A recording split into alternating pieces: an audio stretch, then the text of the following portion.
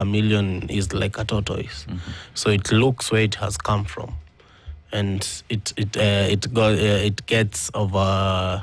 gets motivated to continue moving forward. And also, by the high antenna of a chameleon, it tends to look in front and behind, try to survey and to see who or just to keep its antenna alert on what is coming. Yes. That's a different way of looking at it. Indeed. You just look at where you pay and metoka nimbali. So I can still keep going. Yes. I'm not dead yet. Yeah. So we can continue. Yeah. All right. Okay. Come out. What the National Youth Caucus? What is this? National Youth Caucus is a group of national youth leaders. We are leaders from each and every constituency. We are represented. We have leaders, the young leaders from each and every constituency.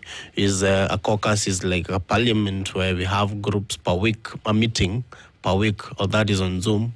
We speak and talk and deliberate on the way forward as young leaders, and how are we going to continue fighting for space in the national politics, in the political parties. How are we going to be engaged in the conversations that are happening nationally in the counties, wherever we are represented. Yes. When you say young leaders, can you expound on that? These are leaders who have prospects of leading the country in specific seats, that is elective positions appointed, but the ones that even in the community, we come together and discuss what are we going to do as young leaders? How are we going to work together?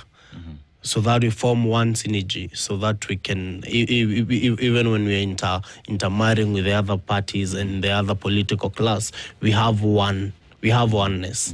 Yes. How does one get into the caucus? Do I just wake up today and say, as a seto, I feel like I'm a leader, I want to get in? Or is there a sieving process? Is there an interview? Do you get voted for you to be in this caucus? How does it happen? No, I started this caucus. I'm the chair and I'm the founder. I started this group when we were having the Gen Z protests.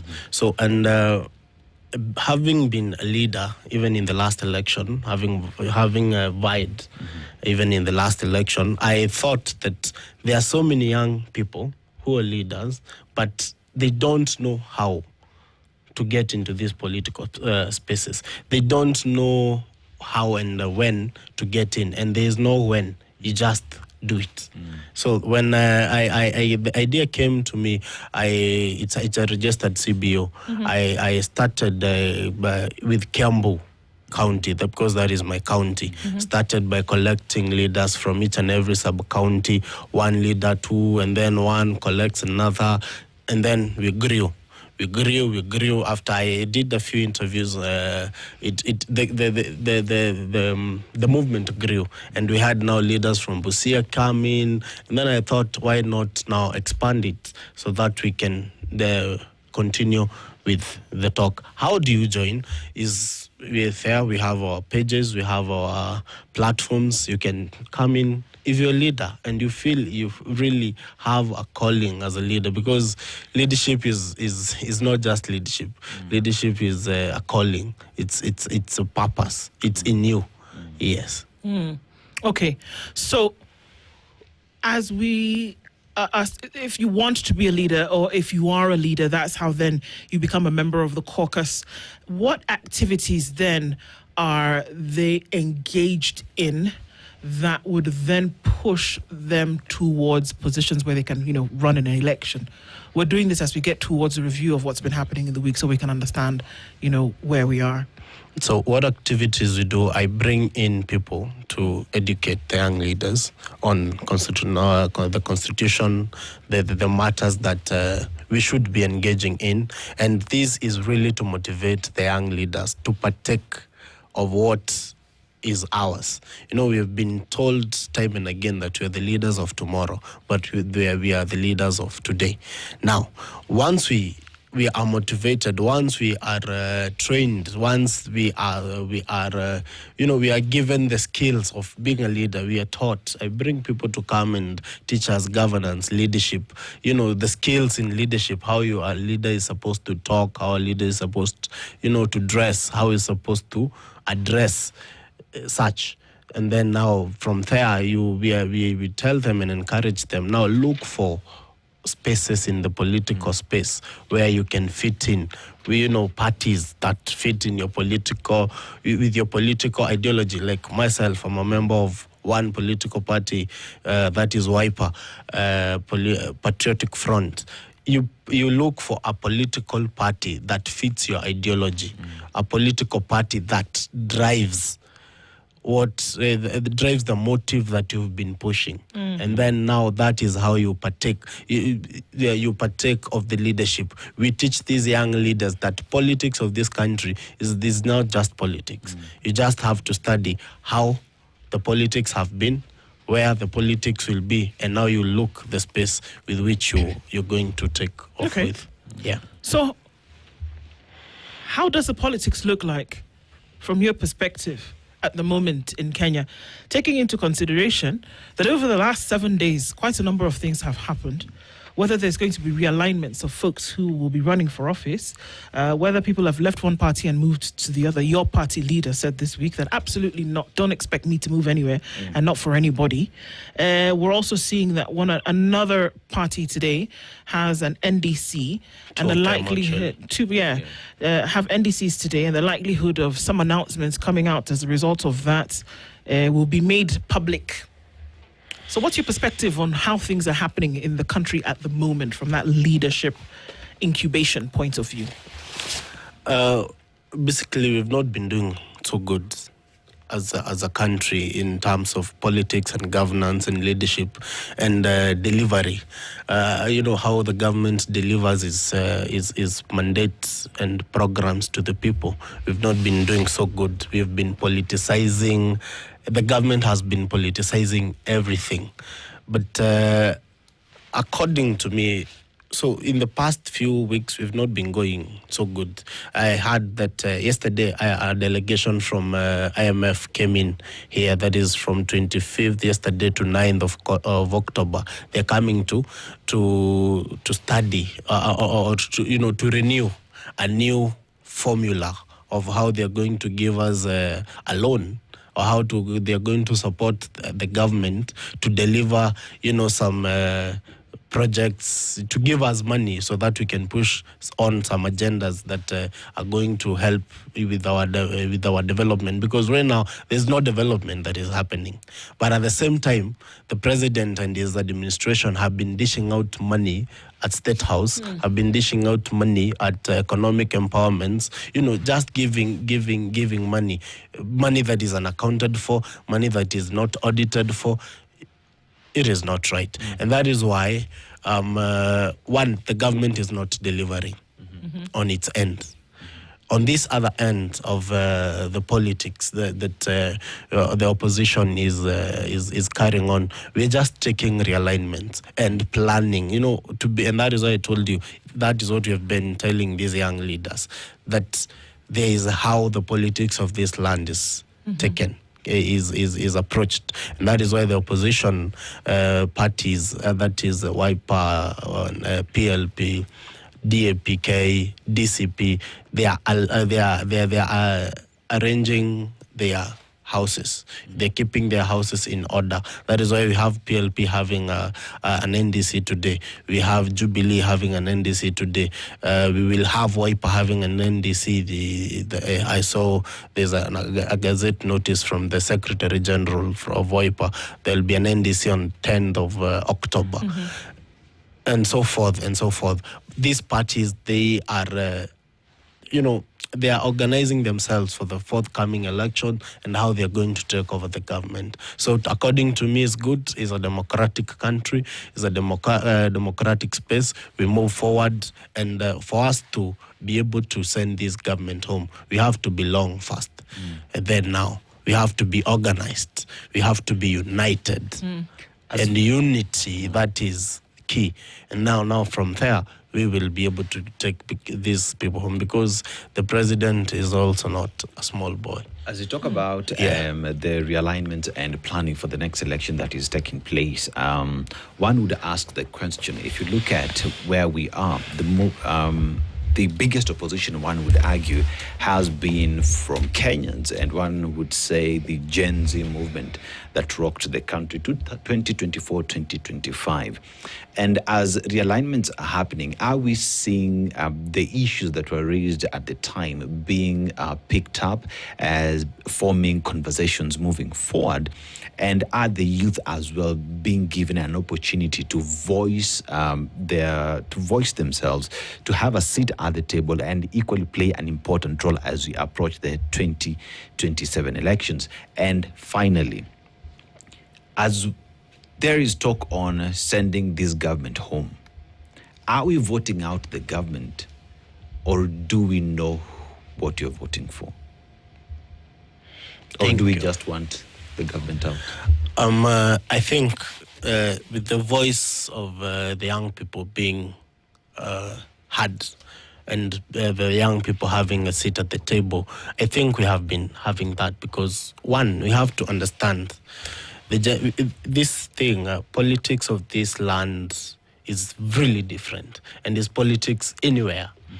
The Gen Zs went to the streets, and they were asking and advocating for good governance, equitable share, the normal things. They were demanding for their rights. Now, that is one. Demanding is one. Number two, it is given or it is given out and it is delivered through now the political side.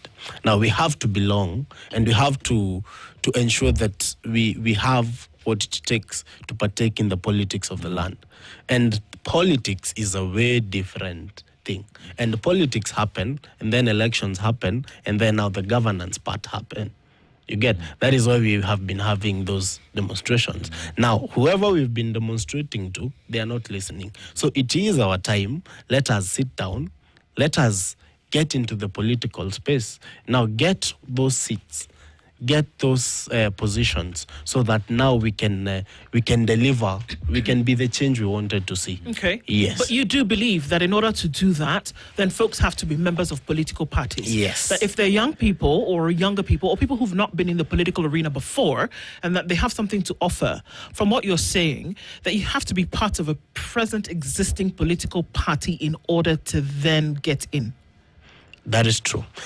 Or you can either be an independent person, which is very difficult. Two, you can be a member of a political party. We have briefcase political parties, just belonging. A political party that is not that is not strong. And you can belong to a political party that has been an agent of change, that have idealistic ideas on how to change the country, that is pushing forward, a political party that has base at the ground, a political party that is going to help you get what you want. So it is good to belong, because politics, politics and belonging or scooping a seat, a position, you have to belong. Elections is a whole new different level. That is a whole new different unit. Once you get, you have to draw a plan on how you're going to be elected, what political seat you want, how you're going to be elected, which political party, which is like a bus, which is going to take you there. And this political party has to be in line with your ideology. And then now from there, once you're elected and you get in those positions, now you become the agent of change that you wanted to see. Okay. Yes. There's often the argument that when folks get into the system, they somehow change. Is there a threat of that? According to me, it's a question of character. Yes. So if you study myself, what I have been doing since I was born, which school I went to, what was my character in that school, my primary school, my high school, campus life. Now I'm in the corporate, how I've been behaving all through. You'll be able to predict what kind of a person I will be. You will be able to predict what kind of a person I'll be from when I started now, earning some coin, now growing. Now I'm in that position. Now, number two, it is a question also of why. And that's why I told you, leadership is a calling. If you just want to be elected because you want to protect what you have, you're not going to deliver, but you're going to protect what you have. If you wanted to be elected for government deals, once you're elected, you're going to be a thief, and you're going to get money other than deliver. So now, like myself, if I'll be elected as the next member of parliament of Limuru, I will deliver to the people of Kenya, and I will legislate to the people of Limuru. And I will deliver. The whole mandate I've been fighting for all through. But it is a question of character. That one, they change. They change because of, I heard that there's a philosopher who said, if you want to know the true measure of a man, it's not when you give him a lot of money. It's not when they are rich. Is when you give him power. It's when you give them power. Yes. Wakili Asab Cheriot joins us as well this morning. Wakili, how are you? I'm well. Karibu sana. Yeah, sure. It's a hard place to find. Sorry for joining late. Yeah. Well, we're glad to have you here either way, even as you've come at this hour. But we're having a conversation around, looking at the week that was and what then it portends for politics. Folks are aligning and realigning and getting into a position whereby the selection will be made come 2027. There will be by-elections that will be held come the 27th of November, which folks are saying as well that this will show what, the next year will look like. Are you in agreement? Yeah, absolutely. I think first and foremost, thank you for hosting me here. There will be election, that is the by-elections in different areas in Kenya, which of course many people, because of what it is termed as unpopularity of the ruling party, people are hoping to see if there will be changes in this coming election. I belong to the UDA, that is the ruling party, and I support. And we have fielded candidates. What's the ruling party? The UDA. Okay, you're a member of UDA. I'm a member of okay. UDA, yeah. And we have filled, we have our candidates both in the Western Baringo senatorial seat, which of course today they are giving out the certificates in the UDA headquarters. I believe that it will reflect on how the elections will be come 2027, because even in the previous election, you remember the Kiamba, there was one in the coastal region, which of course the Ruto's team then, he was out of the government, scoop a number of them. He was in government just. He wasn't the president, or he wasn't in the ruling party. He had deviated that. But he was there. Yeah. He was in the office. He was the government. We can say for the argument's sake, he wasn't supporting the government's. But he was the president. But he was in the government. But in terms of the party, resigned. he wasn't in the Jubilee party. He had stepped out. No, he had not stepped. No, that is the point. So for the, I think your question about we highlight some things that he was not in Jubilee. He had stepped down. No, he had not stepped down. He was a member of Jubilee, and therefore he was the deputy president, and he was the deputy party leader of Jubilee. Yeah, I do want to. He was just going against the Jubilee I constitution. don't want us to retrogressively focus on that. The point is, we are heading to that by-election, and we are ready as a party, and I'm sure that we're going to scoop a number of them. Sure. What does it mean? What does it actually mean? Because we have good indication. Beyond a by-election, Yeah. what does it mean when people have scooped particular positions?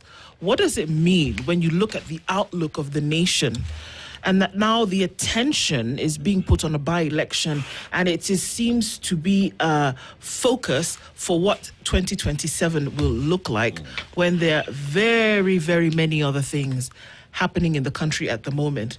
It seems as though what Kamal was saying, whereby young people being brought up, we are taking people and we are recycling them and putting them onto this conveyor belt. So we're just taking people and we say, okay, you want to run for office? Come and then join. And we just continue doing the same thing. What then would be an element for change where we say that citizen-centered leadership and governance is going to take the day? From what you're saying, it's as though, okay, yes, young people are going to enter into this thing, and now we're going to just join the ruling party, and we're going to have the numbers, and then we're just going to continue. What about these issues that we are seeing?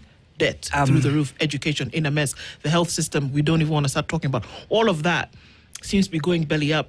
But what we seem to be focusing on is that, yes, it's the ruling party, it's got numbers, we are going to join and they're going to continue the party. Thank you for your question again. I believe that even though there are shortcomings in the ruling government, which is a number of them, but also we have to be realistic that we have good indication in the ruling party. That is to say, look at the farmers; they are happy. They have gotten subsidies on the production and the inputs of production. That is the fertilizer. Look at the health, the old revolutionary things in the health sector. We have now made healthcare not a privilege but a right, because through the of course SHA. People are getting health. I mean, you can go to an hospital and come out without paying anything. Actually, you can't. Oh, really? Okay, I'm sure about that. Okay. So I'm saying there are good indications, even though we have the shortcomings. But look at the good indication. Look at the Western Kenya. We have now sugar companies, I mean, producing what we can consume. For the last 3 years, we have not, as Kenya, we have not imported sugar. That's not true. That's not true. It's true. It's 100%. The last time the Ministry of Agriculture.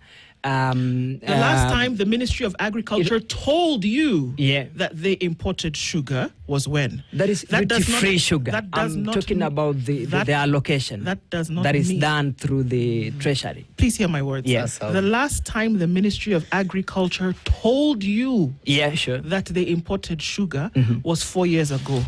That is not the last time that sugar was imported into the country. You can import sugar. Only you can pay the duty. I'm talking about duty free. We have. I mean, maybe you guys, you're talking about the industrial sugar. Of course, we can process that in Kenya, but the normal brown sugar we cannot import because we have enough. We have enough in our stores. So the sugar that is, let's go with the sugar conversation, shall we? Yeah. So let's take your big sugar companies, Sony. Yeah, sure. Mumias. Give me some more. Muhoroni. Chemelil. Yeah.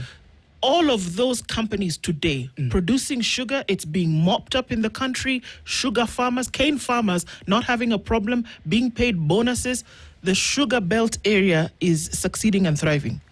Absolutely. Okay. Yeah, absolutely. I would beg to differ with you because I come from a sugar belt area called Migori County. Okay. And I live in a place called Uriri, and Awendo is where Sony Sugar is. Yeah. My father is a sugar farmer, and I would tell you the capacity that Sony Sugar is working in is not doing anything. If anything, farmers are taking their produce to private players. So for your information, the last time... as we speak, information that you're sharing is false.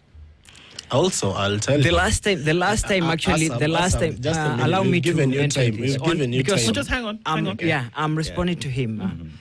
The last time, because I remember this and I have it in it was published. The last time the Ministry of Agriculture floated the allocation of sugar, which was duty free, it was 5,000 metric tons. The manufacturers or the processors, the millers went to court and said we have enough, and they prove it in court, and it was quashed. The whole allocation was quashed. So unless you're telling me you're a processor, so that you can show by facts that the sugar board of Kenya is not feeding us. It is feeding us up to the next 2 years, and that is a fact in the ground. Okay. Yeah. Okay, please go ahead. Come on. I am lacking words because I have not gone once or twice to Chemilil, to Trans Nzoia, when they have been having demonstrations demanding for effectiveness of those sugar companies. The cost of production that those companies undergo is too high, and they do not meet with what my brother here is saying. The farmers and the companies, they do not go hand in hand. The cost and even the bonuses, these people, they take too long to be paid. So I really wonder which sugar companies you're talking about. At least you've mentioned the cost of production, because fertilizer, which we are now given as a government by at 2,500, which was before this regime came, it used to go by 6,000. So the cost of production is already reduced, and the farmers are happy. I want you to tell us specifically that sugar and how examples sugar farmers. Sugar cane farmers received fertilizer at a reduced cost.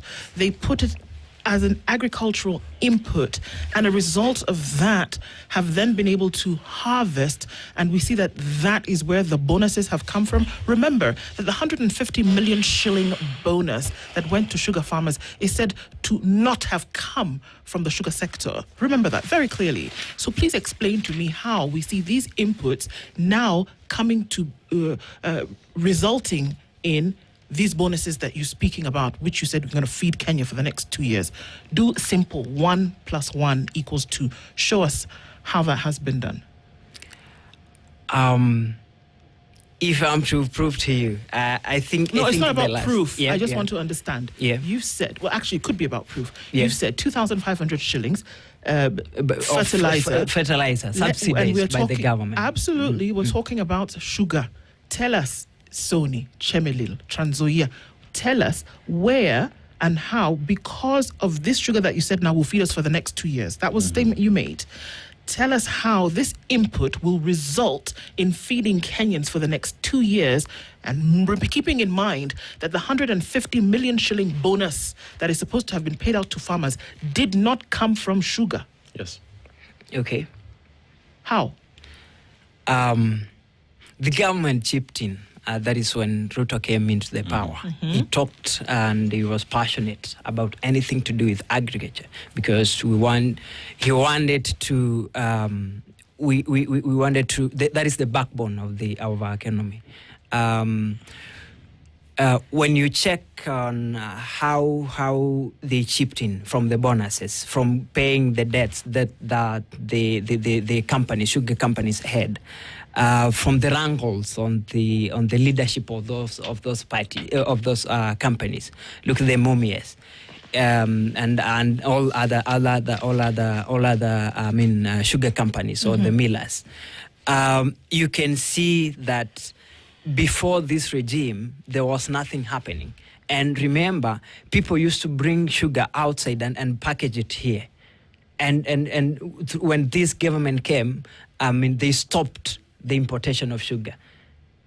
So we can't argue, because let's just do a straight line so it's very clear what we're talking about here. All right. Sure. If we're talking about a profit that somebody has made, you cannot have bonuses unless a profit has been realized, unless there is surplus. Because in any organization, it doesn't matter what you sell pencils, sell matchsticks. It is when you have a surplus that you will then be able to pay bonuses. All right. So sugar farmers in January this year, so let me just explain. Sure. In January this year, were told that they would get a bonus. The total amount of this bonus was 150 million shillings. Now, based on what you have just said, the government stepped in and chipped in, number one. Number two, the government came in to sort out the wrangles that we saw happening at Mumias as one of them. And that is how things now were able to get to at least zero. It is not possible that you tell me now that sugar companies will feed Kenya for 2 years if, number one, the government chipped in for a bonus, and number two, the government chipped in to ensure that the wrangles seen at management level in the sugar companies then were at zero. So how then do you tell me that the sugar companies are profitable after you saw debt relief and after you saw what is now being seen as a makeshift bonus payment that did not come from the sale of sugar? How? I want to understand. Because if we're talking about government intervention, that's different. But in this case, it gives us a false sense of prosperity that doesn't exist. So, we're admitting that. I'm admitting that you may be a little bit off the mark here. Okay. Come out. No, I also want him to make it clear how SHA is working. When I'm looking at the Daily Nation today, that a whistleblower, who is the auditor or an auditor, who said that there were ghost hospitals, ghost facilities, 1,300 rogue facilities that were dishing out money from the system of that SHA. You know, I want you to tell me how a hospital that is not the size of this room, how is it receiving 10 million, whereas at a level 5, level 6 hospital somewhere in a month, it has either received 2 million or none. And I want you also to tell me why so many people in Kenya who are sick are going to hospitals. You said SHA is working. Why? Oh, it is working. Why then do we have so many cases of people? Where every now and then we are attending harambes to go and and fundraise money for people, where else we have SHA. Juzi bro nilikuwa huko mtaa, huyu jamaa anasema nini? 1.2 million on Sunday. There's a lady who is in KU referral. She cannot be able to raise 1.2 million. Manze SHA ilimlipia 10K. No, I want you to make it. I want you to make it make sense. Unajua kuna venye unaweza tetea kitu. No. Listen, no, yeah. It's not a lie. How is it a lie, my friend? SHA can never pay 10,000. That is what it did. If you are owed like more than 50,000, it pays. I want you. Wow. What we will not do, unfortunately, is that we will just say things as they are. Yes. All right. Yeah. In this case, and I'll tell you, and I will give you documentation that we're looking, for example, at a 486,000 shilling bill out of a hospital to my right on this road, down Mombasa Road and into Nairobi West, where somebody came out of ICU and came out of HDU with a 486,000 shilling bill after they had already paid 400,000 from their pocket just to be admitted. And SHA paid 81,000 shillings. Right. Which cases are these? Which cases are these? Myself. Let me talk about reality now. I mean, leave alone. Your reality is yours. Ours is. I have been in the actually right now. I came from Nakuru. I've been in the ground for like 5 months now. I'm vying for the senatorial seat in Nakuru County. Okay. I've been helping people in Nakuru General Hospital for the last 4 months. I mean, it happened that I have an office in Joro, a law firm. So we've been helping people. I've been taking people in my car to the hospital, and I've seen help. SHA clearing. Let's not even talk about help, but okay. 470,000. I mean, clean. The patient came out, she had an accident. I have taken more than 10 of them. You can call a local person, live on this interview. Just call anyone, even your church. who has gone to a hospital in anywhere, or even a person who's going to maternity, who's been charged. I mean, whose SHA never failed to pay.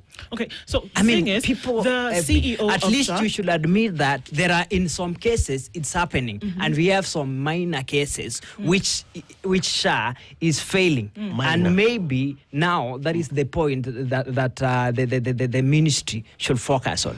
I mean, we can just come here and disregard everything that SHA is not working. It's working, man. It's been working. Wakili, when you speak about matters to do with healthcare in the country, Yeah. it is not a question of whether SHA is working or not. At least. The conversation should be SHA is working. Yeah. You get what I mean? And fact that we are seated here today and giving examples of instances where SHA is working and some instances SHA is not working, fact that it's not working for some qualifies for anyone to say SHA is not working.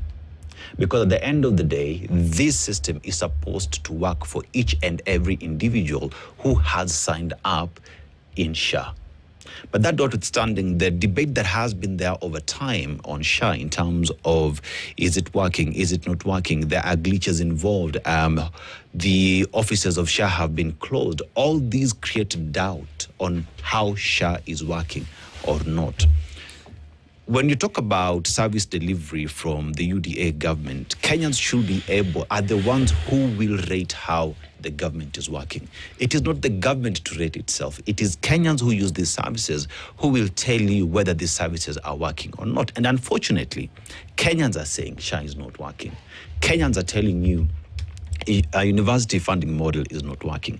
Kenyans are telling the government that in terms of constitutionalism and respect of rule of law, that is not there. The respect of human rights under the Bill of Rights is not there. As we move towards 2027, the question now is, as the government is, you are vying using a UDA. The question is, have you delivered to Kenyans, and are you convinced that Kenyans are satisfied for the 5 years that you've been there? Are you able to sit there and tell us today that all these promises under the better agenda have been achieved? Absolutely. We're confident, and we are ready to tell Kenyans on their eyes, on their faces. You know, it's not about we have Let me finish delivered. point, then we'll come in That from. we have delivered. Look at what better had. Look at talk of affordable housing. Look at job creation. Look at healthcare. I mean, which we've worked on it, and it's now improving. Before the time that Kenyans will be rating us on the 2027, You say we us. are confident. You say us and we. Who is this? The regime that is in. He asked me, Oh, okay. that is the UDA. Okay. He said, I'm buying through UDA. All right. And what will I tell my people Okay. for them to elect me Okay. using the party Okay. that is the ruling Okay, government? come on, just so a minute. we I are know you're ready. We bringing are just a ready. minute. We are ready, and we are sure that the reality is there. Let me ask you, Wakili, you talked about housing. How many housing units did you, I'm going to say you now, Promised, because exactly. how many housing units did you promise that you were going to deliver every year? in your manifesto. And of course we can It's a rate. question. It's a We question. can rate. I'm sorry. We It's a can question rate. that needs a number. You're a How lawyer. many housing units did this regime administration say it was going to provide every year? I can't mention the number. Because you don't know? Because I don't know. It's 250,000. Yeah, but I know 250. what we've delivered, Which is what? which is 1,200. 1,200 Which is units wrong. have been delivered in what period of time? 2 years. In 2 years, 1,200. Yeah. So that's about 248,000 below the mark. Yeah, yeah, 800 below the Yeah. mark, right? What are the reasons for that? The reasons, of course, when you're doing a manifesto, we've had regimes. I mean, this is not a new. This is Talk not a new about government. UDA regime. We are talking about people are seeing it. People are seeing it. 1,200 is a plus. it's a progress. I Over mean, we'll what? achieve that. We'll achieve that by 2027. Simple math. We'll be Wakili, even if we're Wakili, short of that. I need you to breathe for a moment. Yeah. And let's do some simple math here. Okay. We started this thing in 2022. The manifesto was clear. 250 housing units every year is what was going to be done. They're 3 years down the line now. In order for you to say something, there needs to be something that informs that. Yeah. You will give information based on, we know that this and the other thing can be done. Now, based on that, we will give you a promise. This is what the assumption is. Now, 250,000 units is not 250. I just wanted to make it clear. Because one would say you surpassed it if you did 1,200. Then you would say, okay, actually, we surpassed it. No. 250,000 per year. So if you do the math, in 4 years, you would have a million housing units. Now, in 2.5 years, we have 1,200, going by the number that you've given. Is this a disappointment, or are you on track? Which is still wrong. It's still... Let's just go with use the 1,200. 1,200. So- Yeah. I mean, Is it on track? I can't say it's not. You can't say it's not. Because we have not achieved what we No, promised. please. Come on. 5 years is not yet over. Okay. We're here to deliver. I'll continue from there. Wakili, being a lawyer, you did maths. 250,000 units against being 100%, against your 1,200. What percentage is that? It's below what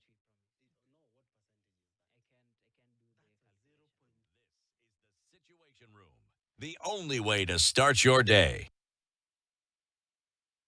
The Grand Festival Nakafu! Enjoy fresh chicken by quarter at 419 shillings per kg. Website pack 500 grams at 289 shillings. Kinangop milk 500 ml at 42 shillings. Yawat Basmati Daily 5 kg at 995 shillings. And X-Boom speaker at 37,995 shillings. The Grand Festival Nakafu!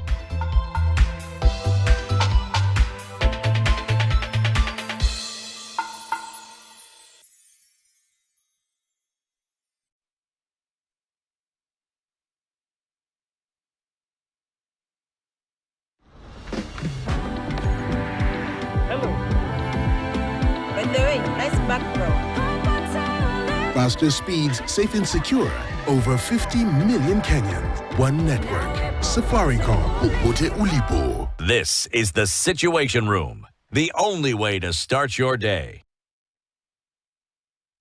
Pay slip is deducted 1.5% Yeah. of the housing levy, and someone else outside there have no pay slip. They If you're not interested. get Yeah, the if you're question. interested, we register in Boma. In Guys, Boma. Okay. We will sit here. Yeah. We will sit here and have this discussion in terms of what has been delivered and what has not been delivered. Yeah. But as we move forward, we need to understand what is to the table. We've sat here. We've seen what has been delivered, what has not been delivered. Question is, as we talk even about these in terms of opposition coming in, we're looking about alternative leadership that will bring something on the table. In terms of the opposition and their plan in taking over the office, what is it that they are bringing to the table to say that finally we're here to relieve Kenyans from the stresses? Because Kenyans are also saying from the opposition, it is the same people who have been in this government, who are part of this government, who are part of the affordable housing, SHA, and everything else. What is the alternative that is coming from the opposition? First I am... Don't be distraught. This is about the opposition now. I think the opposition, we're going to eradicate some of these characters from the system totally, because it is time we have real talks. We say the truth. We point out, and one, Wakili, you have to say the truth, and the truth shall set you free. And you have to say that you have to admit that you are wrong first. And then now from there, you'll be able to find solutions. Now, these people, it's just like his boss, he keeps on lying. Does the opposition as well admit that they have been part of the problem? Yes, they admit. Mm-hmm. And And how are they going to fix it? What is the plan? Now, the thing is, the plan of the opposition, once they come, like now, I have heard my party leader say it once and not again. Once he's in office, is to scrap off that housing levy because it is nini. Number two, that SHA, it will be streamlined and kept in order. Okay, we'll not go back to NHIF, but you're going to ensure that SHA is working for everyone. And there are some things, and I liked that you told him there are some things that we don't joke with. You don't joke with health. If it has to work 100%. You don't joke with education. It has to work 100%. You don't joke with agriculture. It has to work 100%. Now, so those are two. Number three, the opposition. We have we have agreed that they have been part of the problem, and being part of the problem. They are going to be part of the solution because they know what needs to be done. Do Kenyans believe that the opposition have the solution? Let's speak about your party leader, Yes. One Kalonzo Musyoka. Do Kenyans believe that he has what it takes to transform this country, to change the mistakes of the past, if he has been part of the system that has seen Kenya end up where it is today? Yeah, according to me, some part of people, his followers that have been voting for him since 2007. He vied as president. He got 890 something votes, 800,000, 980 something votes. 2013, he got 1.3 to the table. He brought that to the table and gave it to Raila. 2017 added 1.5. 2022 he added 1.8. Now these are progressive votes. These are people who have believed in Kalonzo Musyoka.